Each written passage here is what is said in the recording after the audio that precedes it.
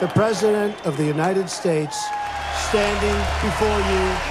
This is what you see. Repeal and replace. Trump is fighting for you, too! This is what you hear. Those people right up there with all the cameras. Tapped the phones at Trump Tower. I have no information that supports those tweets. You know there was not I'm not afraid of Donald Trump. the NFL's Son of a off the field. Alternative facts. Didn't even remember his name. The best thing that has ever happened. This is not that. This is how we exist amidst the noise. How Georgians have responded. You know, we're not willing to, take any steps backwards. And been affected. He's trying to do his best, pour his whole heart out. By what's been said. If there was another president, I wouldn't be having this problem. What's been done. You want to fix immigration? Fix it. And what hasn't. We've seen nothing. Nothing. This is Georgia in Trump's America. How have we changed? Donald Trump promised disruption. The year since his election has delivered. Polls, studies, TV ratings all show our interest in politics at all-time highs. They also show us holding tighter to political parties, moving further from each other. We're not here for a shouting match. We're here to challenge you, to bring you to places you might not otherwise go, to introduce you to people you might not otherwise meet across the political spectrum, having real experiences under this president. These are snapshots of our state through portraits of its people. We start in the heart of Atlanta. President Trump spoke here earlier this year. He found an unlikely audience. Donald Trump! The president is speaking. And it's truly wonderful to be back in Atlanta. 6 months back at the annual NRA convention. But you came through for me, and I am going to come through for you. He speaks to a crowd of gun owners and gun rights supporters who look largely like him and largely unlike the gun owners and potential gun owners here. We're going to assert our rights, our constitutional rights. This is the monthly meeting of the National African American Gun Association, or NAG. And each time it gets a little easier and a little easier. Kim Barbie works in healthcare. Cassandra Light just graduated from Georgia State. The camaraderie. Chandra Stacy works at Georgia Tech. We are empowered. They have all become gun owners this past year. They are all among one of the fastest growing gun-owning populations in the country. Us as African American women, we've been invisible for so long.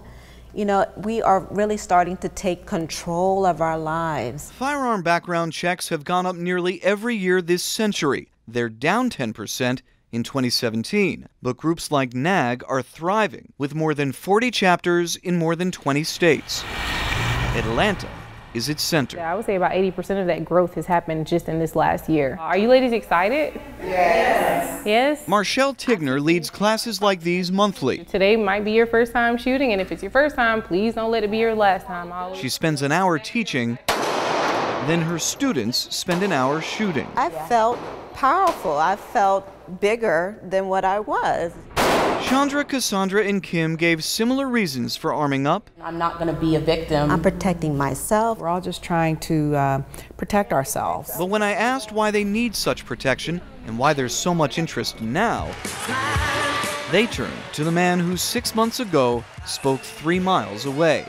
These are dangerous times. And it's not what he said then, but what they've seen and heard. The next time we see him, we might have to kill him. Throughout. Get him the hell out. I would do stop and frisk. I'd like to punch him in the face, I'll tell you. Trump's rhetoric, it becomes acceptable to violate other people's rights. Hey, I can show I hate this group of people, and you know what? Trump's going to back me up. He's going to back me up. Our interview came 2 days after white nationalists rallied in Charlottesville. The city of Charlottesville. And 1 day after President Trump said this in response. We condemn in the strongest possible terms this egregious display of hatred, bigotry, and violence on many sides. On many sides. We're living in some really scary times.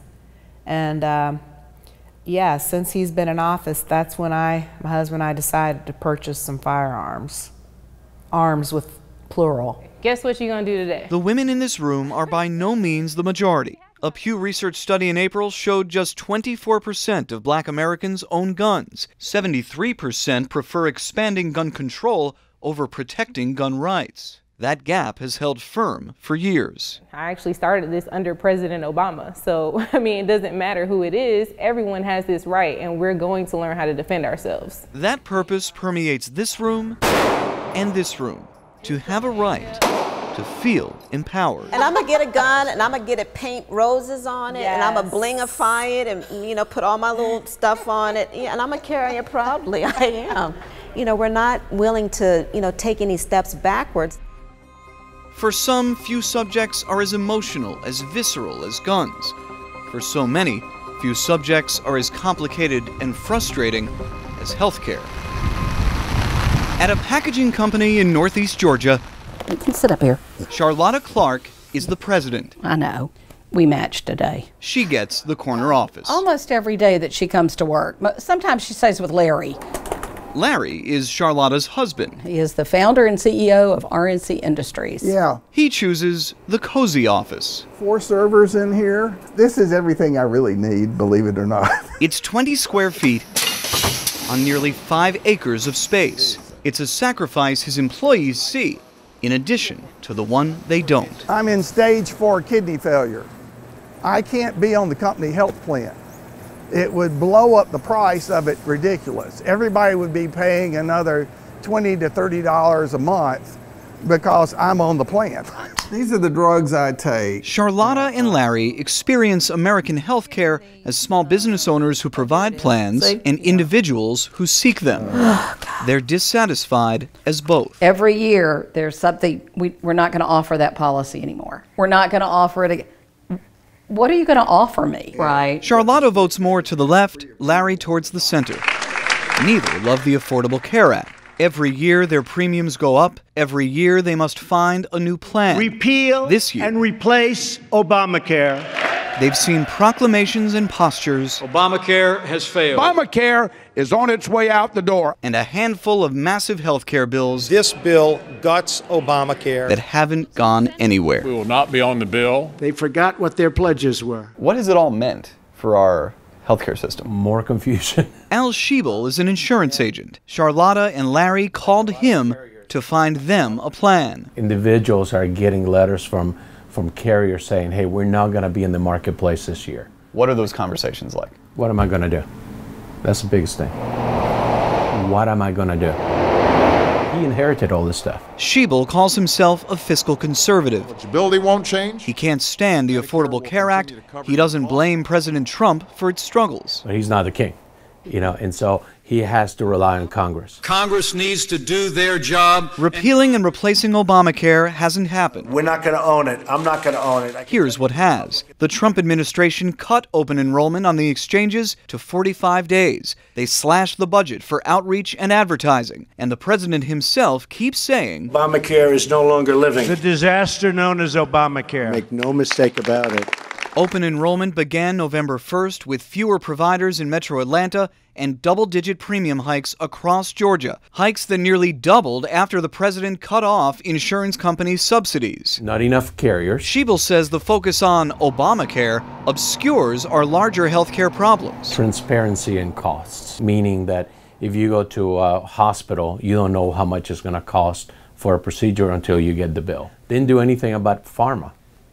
You know, drugs are more expensive. One of my drugs was $2,700 for 90 days. If I go into dialysis, who knows what that costs? The Clarks can afford the hit.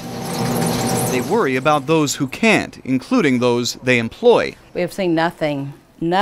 This president awaits leadership from another. The saddest part for me is the founder and CEO of the company can't even be on the company health care. I'm trying to maintain myself. That's what I'm trying to do. I'm trying to maintain it. Trying to think, but it's expensive to do that. And I really don't see how other people can do it. The issue of immigration has been a pillar for candidate Trump and President Trump. For all we hear, we rarely see how this plays out on the ground, in our home state, in its largest industry. A pastoral sunrise seems so simple. This sunrise today, this is what we look for every day. It's not. That's one of the reasons I'm interested in doing this story, is just to let people know a little bit about what we do on the farm. Drew Eccles runs Jaymore Farms in northeast Georgia. Kenneth Valenzuela is one of many Mexican residents who makes 10 times on the farm what he'd get back home. It seems so simple. It's not. We'll build the wall. If we don't have the wall, we're doing nothing. Don't even think about it. The conversation on immigration has centered on walls and borders. We cut these pumpkins this morning. Farmers like Drew view it as business. Now we get them loaded up. For years, he did what most still do: employ immigrants without documents. Did you care that they were undocumented?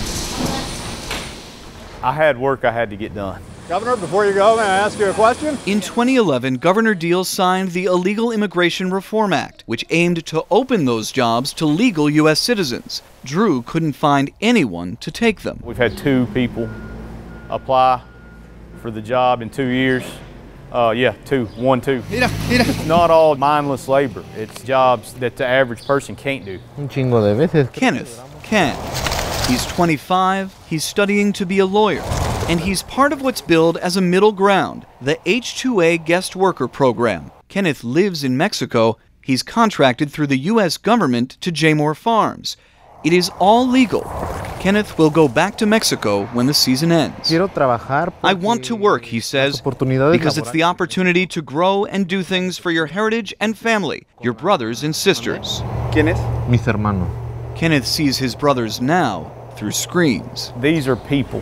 They have issues just like we do, just like everybody.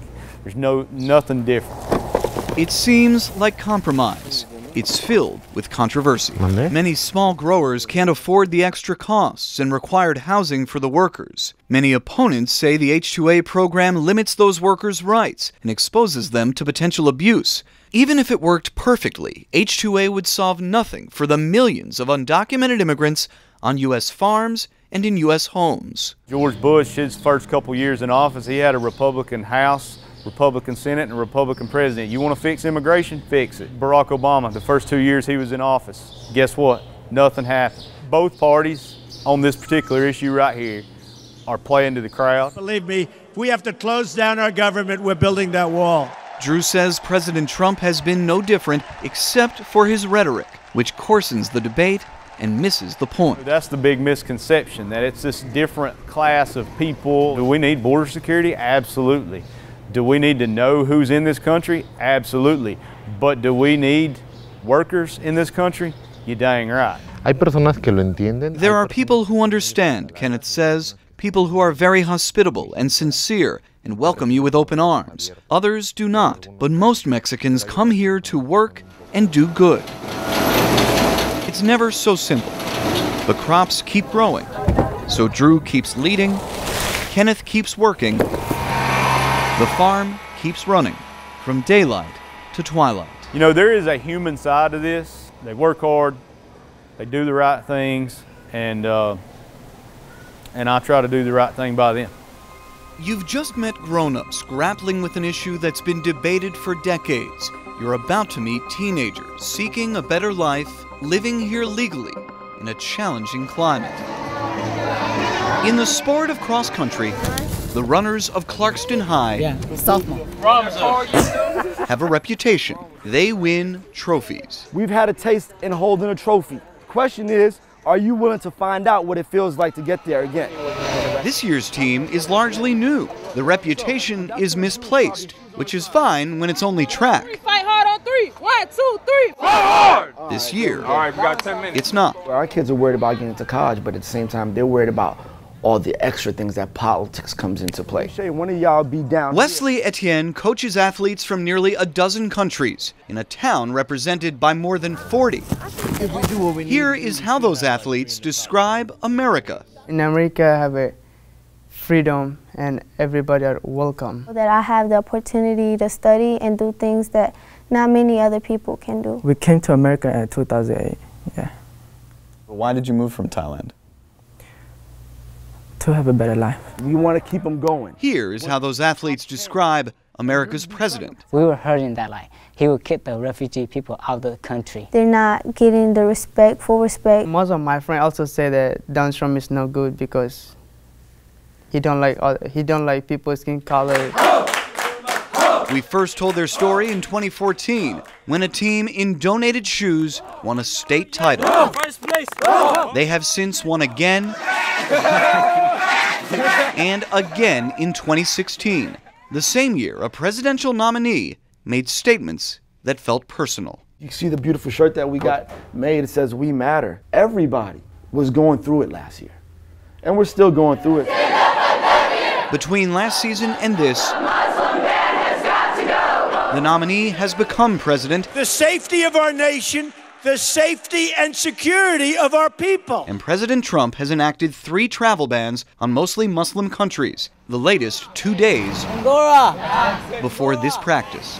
They haven't had classmates deported, but they've heard of stories. And when you hear about stories, it kind of gets a little bit scary because you might think that you're the next person. Go. From the beginning, Trump's ban has included Somalia, the homeland of Clarkston's sophomore Abdimalik Hersi. There was a civil war in Somalia. If the time that I was coming, if he was a president, I wouldn't be in here this time. Do you think about that a lot? Yeah, sometimes. We are protecting them of how to be cautious in America and successful. Does being successful in America require being cautious for these students? When you're a minority, yes. Yeah. They have always been exceptions. Most speak multiple languages, some more than 3. Many once saw college as unattainable and now see it within their reach. On this team, in this town, diversity is not divisive. Even if they treat me like that, I have to be a friend with them. You know, I have to make them understand. They could teach me how to speak their language, and maybe I would want to go to their country. When I was in Thailand, there's only people that look like me, but right here, I get to see different kind of people. Runners set! So they run, looking to live up to one reputation. On the way, Gobbo! Get ready to get the hill, man. While hoping to shed another. Color, country doesn't really matter. If we're the America that's supposed to help everybody be fortunate, we need to continue doing that. We've introduced you to Georgians who span all sides except one. You haven't seen President Trump's most passionate supporters, the ones in the outer counties of Georgia who clinched our state for Trump 1 year ago. We went to find those voices. It claims the South's most heavenly biscuit. It ranks first in its town on Yelp. A little country town, little country restaurant. Billy's Country Kitchen in Dawsonville shows it's different at the front door. You voted for President Trump? Yes, sir. Oh, I support Donald Trump. How do you feel about the president? I feel he's a good president. I feel he's going to be one of the best ones we've ever had. This is Trump country in a Trump county. Last year, 85% of Dawson County voters chose the now president. It's one of 40 Georgia counties where Trump took at least 3/4 of the vote.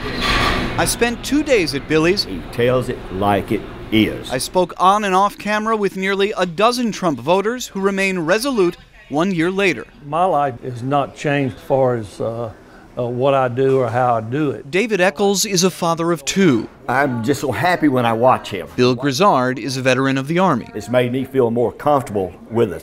All had a story. Well, the stock market's at an all-time high. One thing, trying to get rid of Obamacare. All reflected a feeling. I've never had a president show how much love he has for America. America comes first. Believe it or not, it comes first. He spoke what people wanted to hear, and that's the truth. James Teeble owns Billy's Country Kitchen.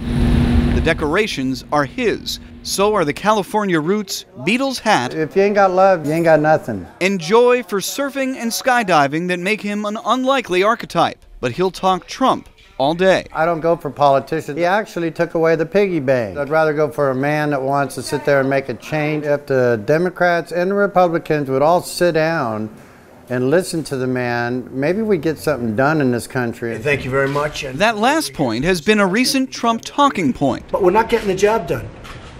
And I'm not going to blame myself, I'll be honest. They are not getting the job done.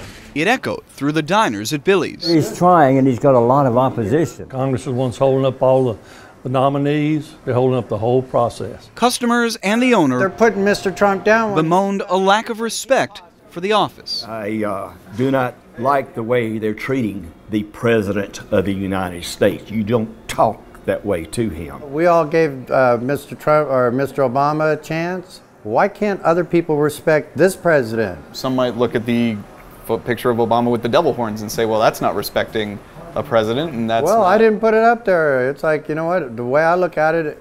But it's in your restaurant, though. Well, that's because somebody put it up there, and I love my customers, and you know what, if they want to put it up there, that's fine with me. Teeple says the same about the many stickers and symbols that adorn his diner. That picture that was given to me, it stays there because I like it. Is it disrespectful to a president? He's not my president. He's not. I never followed Obama. No matter what you look like, where you come from. But in one way, in one word, he does. It's a word supporters of President Obama used in his first years.